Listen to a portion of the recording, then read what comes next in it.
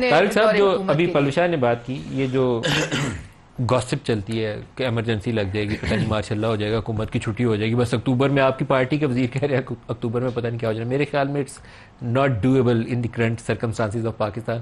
تو آپ کے خیال میں ایسا کوئی اندیشہ خطرہ موجود ہے؟ کوئی تلوار لٹک رہی ہے حکومت کے سر پہ؟ ملک صاحب کوئی ایسی تلوار نہیں لٹک رہی، اور آپ کا تجزیہ جو ہے میں اسے بالکل سپورٹ کرتا ہوں کہ ملک میں اس وقت ایسے حالات ہیں، کسی بھی اس طرح کا جو ایڈونچر ہے وہ سسٹینیبل نہیں ہوگا. سب سے بڑی اس کی ریزن جو ہے وہ آپ کی ملک کی معاشی حالت ہے جو بڑی ہی اس وقت کشمکش کا شکار ہے، اور تمام قوتیں مل کے اس وقت تمام، اور یہ جو بات کی جاتی ہے نا، جو ایک لفظ آپ نے استعمال کیا 2-3 دفعہ کہ جب ہی ڈالی ہوئی ہے یا جب ہی ڈالنے کی کوشش کر رہے ہیں آرمی چیف کو یا اسٹیبلشمنٹ کو، یہ لفظ جو بھی استعمال کر رہے ہیں، عرف عام میں زیادہ اسٹیبلشمنٹ کا لفظ استعمال ہوتا ہے.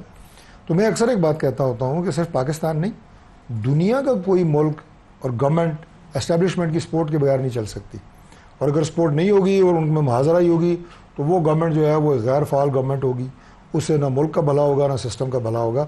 لہٰذا ان کے آپس میں جفی ڈالنا اسٹیبلشمنٹ کا اور گورنمنٹ وقت کوئی بھی ہو، حکومت وقت، اس کا ضروری ہے. میں صرف اپنی بات نہیں کر رہا، کوئی بھی کی نوعیت گڈ ورکنگ ریلیشن شپ اور ان سپورٹ آف گورنمنٹ ہو وہاں تک تو ٹھیک ہے، لیکن اپوزیشن کو فکس کرنے کے لیے، عدلیہ کو مینیج کرنے کے لیے، ان کاموں کے لیے نہیں ہو سکتا. دوبارہ نہیں، میں مطلب ایک پوائنٹ آپ کو دیا اور اس میں بڑا فرم میرا بلیف ہے. اب دوبارہ امریکہ میں آئی تھنک اوباما پریزیڈنٹ تھا، اسٹینلے میکرسٹل ان کا پیک پہ افغان وار تھی، اسٹینلے میکرسٹل نے کوئی بیان دیا تھا جو حکومت کے خلاف جاتا تھا، ان کا کمانڈر تھا افغانستان کے اندر، امیڈیٹلی اوباما نے اس کو فائر کر دیا تھا. ان کی 2 بیسز اٹیک ہوئی افغانستان کے اندر، 2 ان کے جنرل رینک کے آفیسر اوباما نے فائر کر دیا تھا. There should be a process of accountability. ہمارے یہاں صرف یہ ہے کہ جب بھی ڈال لو تاکہ ہماری حکومت بچی رہے. دس از ناٹ اگلا مرحلہ ہے نا جو آپ بات کر رہے ہیں. میں تو آپ کو ایک بیس لائن بتائی ہے کہ یہ بیس لائن رہتی ہے، رہنی چاہیے. باقی ایمرجنسی وغیرہ کی باتیں جو ہے میں سمجھتا ہوں کہ وہ کرنا بھی مناسب نہیں ہے. جو بھی جیسے پلوشا نے بات کی کہ بہت سینئر جرنلسٹ جو ہیں وہ اس طرح کے تجزیے اور ویلاگس دے رہے ہیں، پروگراموں میں بات کر رہے ہیں. اس وقت بے یقینی اور انسرٹنٹی جو ڈاکٹر صاحب نے لفظ استعمال کیا، وہ اس کی کوئی گنجائش نہیں ہے. جتنا سسٹم کے اندر ابھی ہم اس طرح کی افواہیں پھیلائیں گے اس سے ہمارا سسٹم مزید کمزور ہوگا.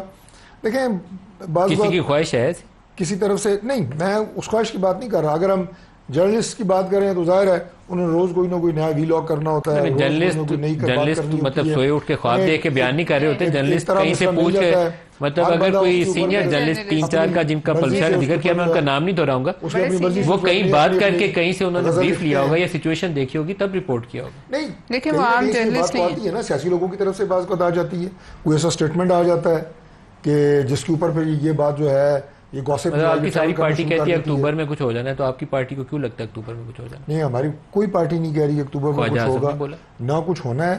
اور اگلی بات میں آپ کو یہ بھی بتا دوں کہ اس بات کو قطع نظر کہ میرا تعلق جو ہے وہ مسلم لیگ نون سے ہے، موجودہ گورنمنٹ کا چلنا واحد راستہ ہے کہ اس وقت ملک میں اسٹیبلٹی آئے اور انسرٹینٹی ختم ہو.